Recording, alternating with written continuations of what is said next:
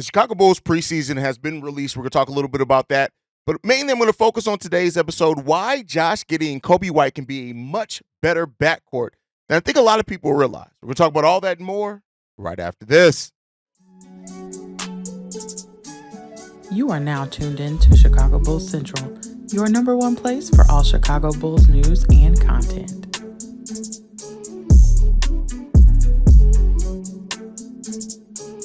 What's going on, Bulls fans? Welcome to another episode of Chicago Bulls Central, your number one spot for everything Chicago Bulls related. I'm the host here, Haize, but more importantly, you guys can follow the channel at Bulls Central Pod on every social media platform we happen to be on. With that being said, hold on. The intro was changed. So everybody who's been pointing out, asking why the intro video hasn't been changed and updated, I was trying to wait till the season started, but it's still going to be some changes to it as other players leave and things like that. But if you can't tell, the theme that we're going for with the new intro is to get some of the best highlights of Chicago Bulls history. And so I still got to work in a little bit more Joe Kimno in there. As you guys know, that's one of my favorite Bulls of all time. But and Jimmy, we got to get some Jimmy highlights in there as well. But with that being said, let's go ahead and get into it, man. So the Chicago Bulls released their preseason schedule yesterday. And this is a schedule that I'm overall pretty excited by. For a couple of different reasons. So we have our first preseason game October 8th. That's against the Cleveland Cavaliers in Cleveland. Then we have a game October 12th against Memphis. That one's at home at the UC. And then we go back on the road against to face the Milwaukee Bucks on October 14th. And then we have a game against the Minnesota Timberwolves October 16th. And then we wrap up our preseason back at home against the Cleveland Cavaliers October 18th. And so 5 preseason games on the docket. All happening throughout 10 days, basically, or 11 days is basically from the start to the end of our preseason period. And then we get ready for the regular season. And I like what all these matchups kind of bring for the Chicago Bulls. The Cleveland Cavaliers are an interdivision rival that has their core locked in. And, it's going to be nice to see how the Bulls stack up against that team. Albeit we know that not everybody's our starters aren't going to play a whole lot of minutes, but we'll see. That Memphis Grizzlies team, John Morant's in the building, right? We get to see that, and Zach Edey for my brother Korn. We get to see Zach Edey early in the preseason, and if he cooks Vooch, you know our brother Korn is going to have a voicemail 5 minutes after the game's over with. And then the Milwaukee Bucks, another interdivision rival. It is what it is there. The Minnesota Timberwolves, the depth of the Timberwolves, as well as that size on the front line that they have, and they have TSJ, Modest Bucilis. Going to be interested to see that one, and then we finish off against the Cavs as well. And this preseason period for the Bulls, I think, is more important than what the last few were. When we went into the last couple of preseasons, the main battle, so to say, or the main question was who's going to be the starting point guard, right? So you look at the year after Lonzo Ball went down, it was, Goran Dragic, Ayo Dosunmu, Alex Caruso, and Ayo won that battle outright. He was the best point guard that preseason, but then the season started. He eventually loses that starting role, rightfully so, to Pat Bev. And then last preseason, of course, it was the extension of Coby White and him showing that he can be a starting point guard. And the preseason period wasn't the best. I think people kind of forget that Coby didn't necessarily look the best right away at starting at point guard. But then, of course, it ended up working out, and it was a big season for him. So love all those things and those aspects of it. So when it comes down to it, really excited about this. And then on top of the battles, not necessarily position battles, but like to see Modest Bucilis, and can he earn minutes for himself and show that he belongs in that rotation for the Bulls. Then you factor in that as well. You still got Dalen Terry, Julian Phillips. How well do they look in preseason and maybe can grab a role? Do they end up passing up a vet like Torrey Craig in that depth and rotation, right? So Chris Duarte. A lot of people are excited about Chris Duarte. I'm not necessarily as excited, but some people want to see what Chris Duarte can bring to the Chicago Bulls. So there's a lot of kind of storylines. All the new acquisitions, a new play style, hopefully, to see kind of, are we really going to play that quicker play style that it looks like the roster's ready to start playing with the point guard in Josh Giddey? And I didn't even mention Josh Giddey. Like the Josh Giddey, the potential Lonzo Ball return if he is cleared and ready to go by preseason. So there's a lot of storylines coming in potentially to this preseason. Now, some of those are going to be debunked in training camp, right? So we'll know for sure if Lonzo's going to be playing or not well before the first game. We'll know that Josh Giddey's the actual starting point guard, which I don't really think is too much of a question there. I know some people try to question it, but so overall, like really excited about getting Bulls basketball back. They'll be reporting the training camp towards the mid to late of September. So we got about a month and a half away from getting to the point of Chicago Bulls basketball being back, talked about, And this offseason period, man, has gone by pretty quick. I think because of the activity from the Bulls, which, them doing a lot more than what they did the last couple of off seasons, it's really made this offseason period go by a little bit faster. So really excited about the schedule, and we'll see what the Bulls have in store for us. And sooner rather than later, we'll be able to talk about exactly what this team is, how this team's playing, and who's going to be able to be part of the future. But two players that we know are going to be part of the Bulls' future, well, at least we believe so. One has to get a contract extension in Josh Giddey, is Josh Giddey and Coby White. That's projected to be the starting backcourt for the Chicago Bulls. And there's been some understandable questions on how much is this going to work, considering that, Coby White has been better. He was the point guard last year, moving him now to off ball. You're bringing in Josh Giddey, who people are disappointed with how his season ended, not really taking a look at why it ended that way, but it is what it is. That disappointment's there. And a lot of people are wondering exactly how is this backcourt going to thrive. And there's definitely going to be some things that this backcourt has shortcomings on and needs to figure out as the season goes, right? It's not going to be as seamless a fit as just boom, they're off to the races, they're going. Like Lonzo Ball and Zach LaVine was a seamless fit. The strengths of Lonzo Ball very helped shore up some of the weaknesses of Zach LaVine, and Zach LaVine's skill set was really perfect almost next to Lonzo Ball. Still missed that we didn't, we were supposed to have those two players in their prime, and we're just not going to get that, right? We're the chances of the thought process of if we would have got that always kind of sits with me. But outside of that, we're now moving forward to a new backcourt, and that's Josh Giddey and that's Coby White. And I think that there are more reasons to think that this is going to work than not work. But let's get into some of the weaknesses that this is going to have. It's going to be figuring out that balance of who's going to have the ball in their hands. While Coby White did play, and he had some really big games last season, with DeMar DeRozan being the primary ball handler in the half court, we still got to realize that Coby White's now adjusting again to another new role. And he's basically done that every year of his NBA career. He's adjusted to a new role. And so this is him again. Now, Coby White's been putting in work. I've been posting the workout videos, the training videos here. You guys have been interacting with him. He's been putting in work, and I would expect that Coby White's probably putting in more work to go off ball anyway, because that is something that he needs to strengthen up. Another thing that could be a weakness of this backcourt with Coby and Josh Giddey is that Coby and Josh Giddey both are pretty good at penetrating and either getting to the rim or finishing in the mid-range. Josh Giddey with that float game that he has as well as around the rim. But they don't really generate a lot of free throw attempts. You look at how often they drive and how well they finish around the rim, both near the rim. They're both near 60% and finishing 3 feet and in, which is really good, right? But both of them combined, they only average 3 free throw attempts per game, meaning that while they drive, they don't really get contact and get foul calls. Now, Coby White didn't get a lot of foul calls last year because this was his first year really having a star-level impact for the Bulls. I'm not ready to call him a star yet. He has to do it more over time.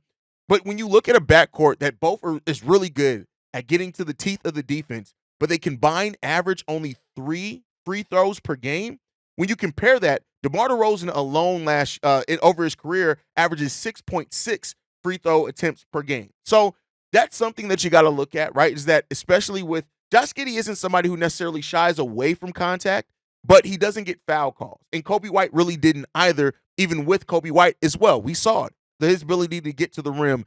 So that's something that's a little concerning there, right? I got to admit that's just a little concerning there. And then as well as people have raised concerns of Coby playing off ball. Now, I actually got some statistics to that show it's not necessarily maybe as big of a hit as what you think.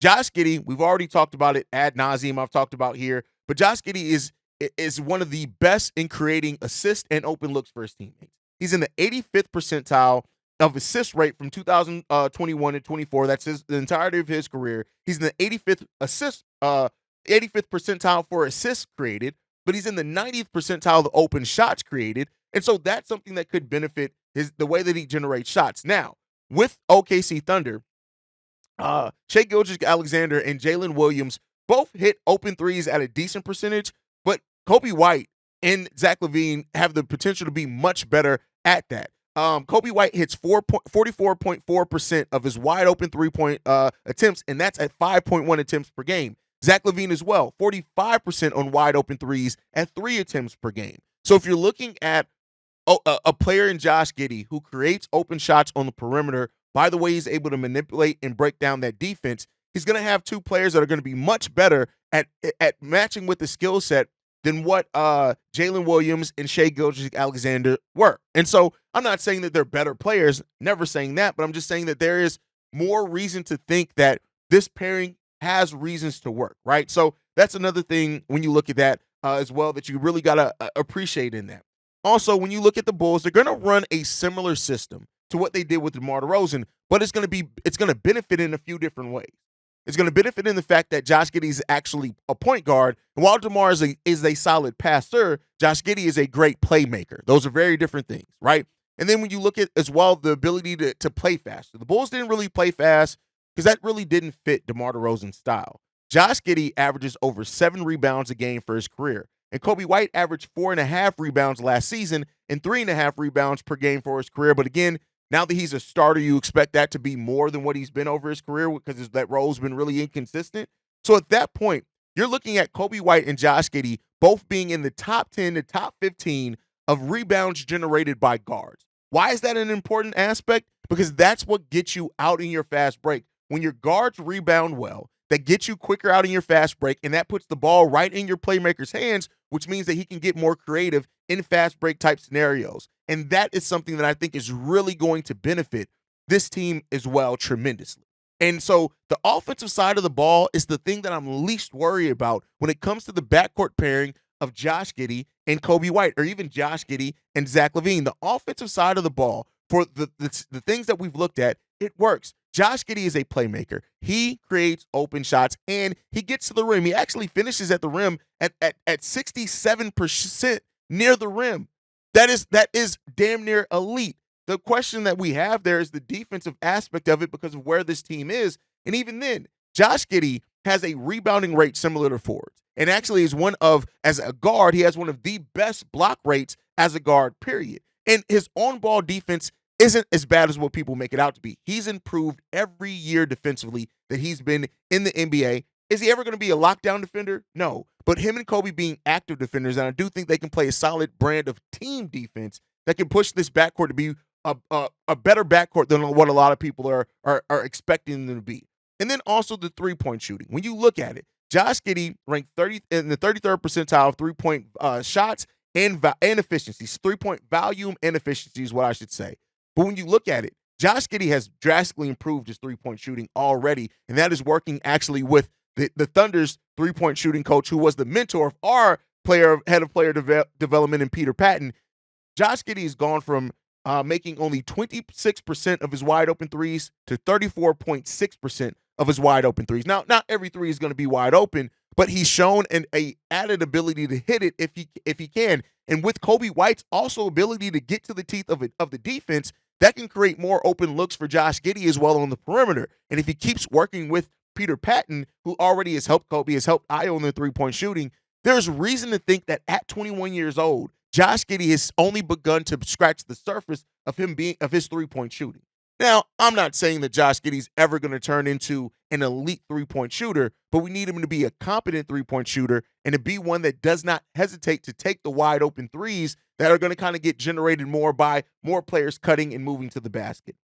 I'm not saying that Josh Giddey and Coby White are going to be one of the best backcourts in the NBA. Not saying that. We haven't seen anything to even show towards that. But I'm saying that the people that have been worried this offseason since we acquired Josh Giddey of what that means for Coby and if the fit between him and Coby in the backcourt are going to work, I think that his skill set actually shows that this can work. Now, a couple of things have to happen with that. It has to come down to coaching, putting them in the right situations, which is going to concern a lot of Bulls fans because they don't have faith in coaching. And there is going to be a period of adaptation to where they have to learn to play with each other. Now, one could hope that over training camp, preseason games, you work out most of those kinks.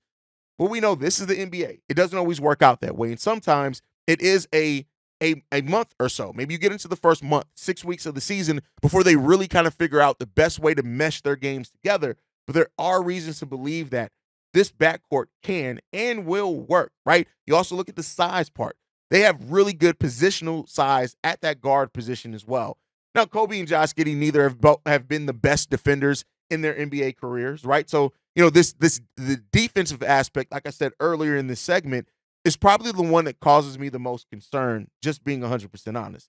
The defensive aspect of this backcourt is where I sit at, and I'm just like, I don't know, man. I don't know how this is going to work defensively. But like I've said, there have been signs for Josh Giddey growing as an on-ball defender. Off-ball, he still gets blown up, absolutely. And there's been signs last year of Coby White being a much more active and engaged defender. And we really saw over the last kind of 3 years for Coby White, the 2 he was coming off the bench till now, that he's really grown as his defensive awareness.